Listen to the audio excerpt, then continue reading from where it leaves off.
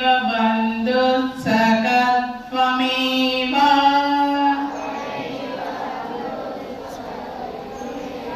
त्वमेव सेव्यच्च गुरुस्त्वमेव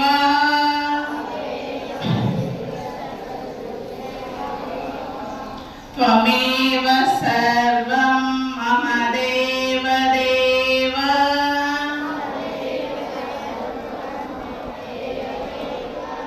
परम ऋषिभ्यो नमः परम ऋषिभ्यः ॐ नमः परम ऋषिभ्यो नमः परम ऋषिभ्यः विश्वामित्र गौतमः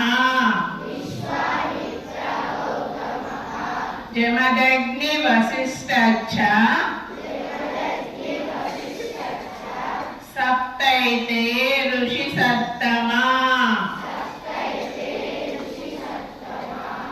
దీని శ్లోకం ఏంటి అంటే ఇందులో 7 ఋషులు ఉన్నారు. సప్త ఋషులు. సప్త అంటే ఎన్ని? 7 కదా. వారు సప్త ఋషులు.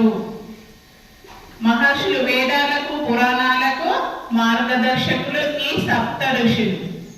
ఓకేనా? వీరిని బ్రహ్మ మానస పుత్రులుగా కశ్యపోత్రి, భరద్వాజ, విశ్వామిత్ర, గౌతముడు, జమదగ్ని. ఈ సప్త ఋషులు మన్వంతరి అంటే ఒక మన్వంతరంలో ఈ సప్త ఋషులు చేంజ్ అవుతూ ఉంటారనమాట. అలాంటి మన్వంతరాలు ఎన్నో ఉన్నాయి. అర్థమవుతుందా? మనకి ఇయర్స్ ఎలా ఉంటాయో ఈ మన్వంతరం అనేది కూడా దేవతలకి అలా కొన్ని మన్వంతరాలకి సప్త ఋషులు చేంజ్ అవుతూ వైవస్వత మన్వంతరం. ఇప్పుడు జరుగుతున్న కాలం ఏంటి? వైవస్వత. Do you know Ambedkar? We know. Yes. He was the